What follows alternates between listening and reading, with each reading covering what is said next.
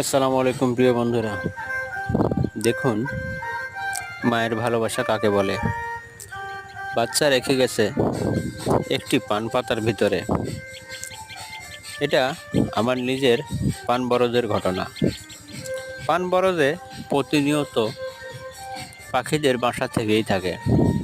আমি একদিন হঠাৎ করে গিয়ে দেখি যে আমার পান বরজে আবারও নতুন করে পাখি বাসা করেছে। তো ভাবলাম দেখি বাসাতে কি আছে। তো গিয়ে দেখি এই বাসার ভিতরে 4টি বাচ্চা আছে। তার একটু পরে দেখি কিচিরমিচির শব্দ করতে করতে মা পাখিটা আসলো।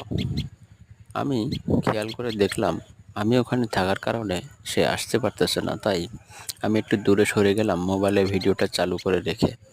দেখুন কিভাবে বাচ্চাকে সে পোকামাকড় ধরে নিয়ে এসে খাওয়া।